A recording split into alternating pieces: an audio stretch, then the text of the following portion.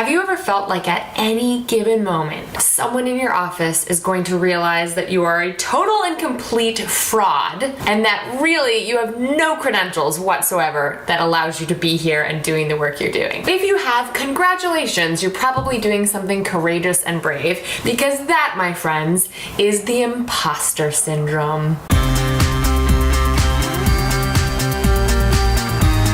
Hey everyone, Emily here from Bossed Up. I know it's been a few weeks since I put out a video like this, but as you can tell from all the other stuff on our YouTube channel recently, I have been a very busy lady on the Bossed Up USA tour for Women's History Month. Thank you to everyone who's brought me in from coast to coast. It's been such a pleasure touring the nation and meeting so many of you incredible bosses. Leave your comments below to tell me which cities we should come to next and where I should host our next series of events. I'm so excited to hear more from you. Now let's talk about the imposter syndrome. What the hell is that, first of all? I first came across this phrase in Sheryl Sandberg's Lean In back in 2013. But really, this phenomenon has been evident in psychological research since the 1970s. At its core, the imposter syndrome means you have trouble internalizing your own successes, even in the face of irrefutable evidence that you're doing something right. This tends to affect high-achieving people, and there's been studies that show that minority groups in particular tend to be affected. So if you're a woman in a male-dominated office, which becomes increasingly more likely as you rise up the ranks of leadership in any major industry these days,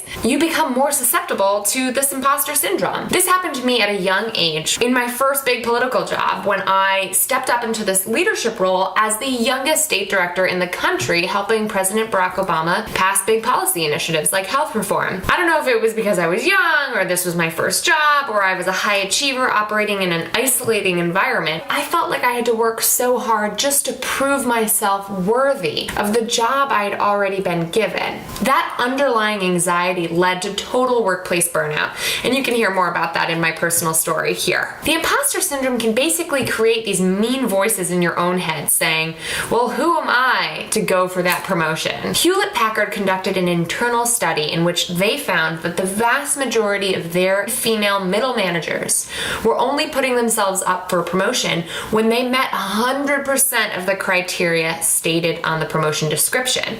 Men, on the other hand, put themselves up for promotion when they met about 60% of that criteria.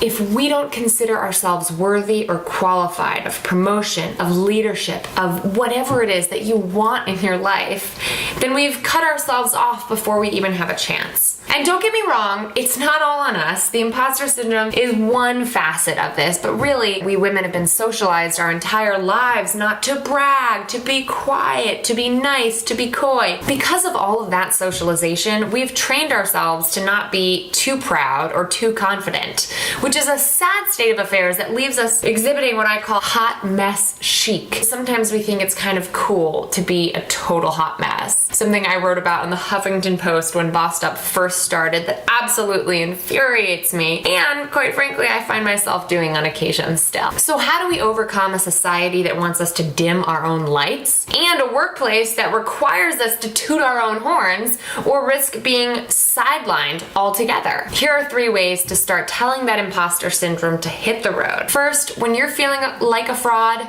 phone a friend. When you're feeling like a fraud or you're anxious and worried that you might not be qualified enough or that you just messed something up at work, there is nothing more important than calling someone who you know can reliably mirror back to you your most confident and capable version of yourself. So don't call your anxious buddy, don't call your friend who, is the worrywart of the family. Call the person who's going to mirror back to you your ambition, your boss self, and the woman that you really want to be in your strongest moment. Number 2, put yourself through the bestie test. If you're saying things in your own head that you would never say to your best friend, we've got to cut that shit out. Ask yourself, would I say this to my best friend? Would I say this to anybody? And if the answer is no, then you shouldn't be saying it to yourself either. We have to rewrite our inner stories first. So even if that means writing out the narrative that you want to get rid of and replacing it with a better, healthier mantra that reinforces the boss woman you want to be, so be it.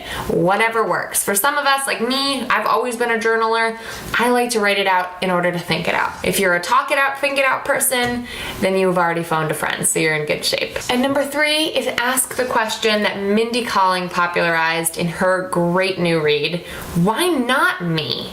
Instead of asking ourselves, why me? Why should I consider myself worthy of this promotion or this new opportunity, or who am I to think that I could be a state director someday?